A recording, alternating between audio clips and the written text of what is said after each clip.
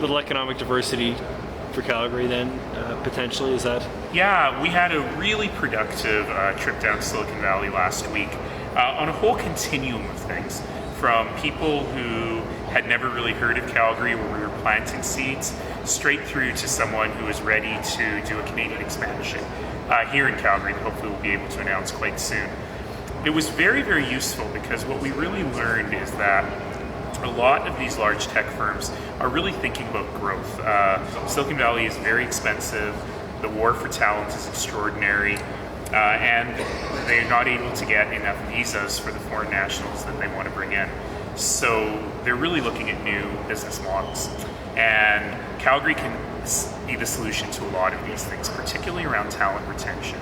We've got really great people here, really smart people here, but people who will stay and help build the company instead of crossing the street for the next offer. So if they haven't seen, they don't know about Calgary, so they haven't seen your Frozen rendition. Oh yes, I don't know the answer to the question you're about to ask yet. Okay, but so have you heard then on the playoffs anything? No, we got to get on it, eh? The games is on Thursday, so we'll need to talk to the mayor and see where we go. With your record in I'm kind of thinking that maybe I shouldn't make a bet because my record is not very strong, particularly when it comes to hockey, though I did make Mayor Robertson read a really wonderful poem at Vancouver City Hall a couple years ago. On the golf course front, why, I guess, shut down some of the speakers or ask them to change what they were talking about? This is a difficult case. You know, we've managed a lot of very difficult files with a lot of very passionate neighbors over the last several months, over the last several years, but particularly over the last several months. But this particular one, there was just a lot of aspersions on the motives of the developer. There was aspersions on the motives of council. I don't know where that's coming from, but it's not appropriate. And in fact, council and administration worked really hard to bring us to the public hearing so that we can have this public discussion. And I had to say it so many times today, and it wasn't even a very long list of speakers. So I don't know what the history is here. I don't know what the bad blood is, but we really have to focus on the actual elements that we are legally allowed to make a decision on. And in this case, unlike others, the golf course is still open. You're saying there's still going to be 18 holes. So I guess why, it's still going to be open. Why the big 2,400 letters from the public against it? This is sort of perplexing. You've heard me say on previous golf course redevelopments that when you're taking a giant piece of land, that you really need to be building a neighborhood in a very thoughtful way. This is actually not a giant piece of land. We're talking about 65 houses. It still has to be very, very good if council chooses to move forward with it, but you still have an 18-hole golf course there.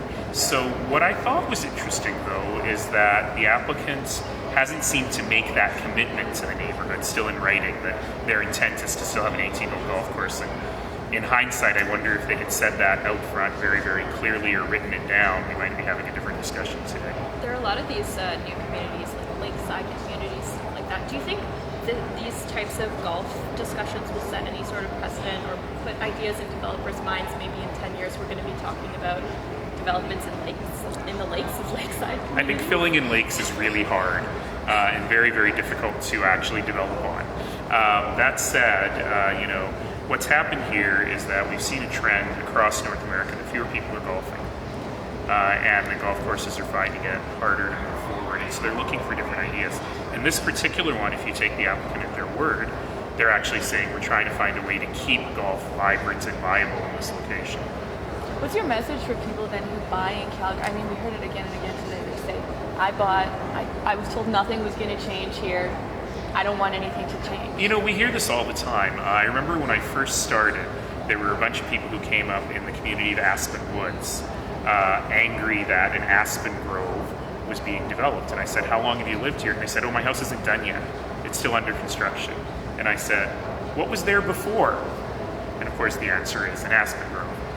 And so people have to be very, very understanding that they have to look at the existing plans when they're buying a house for what is going to be there. And they also have to understand that every single person who owns property in the city has the right to request a redevelopment.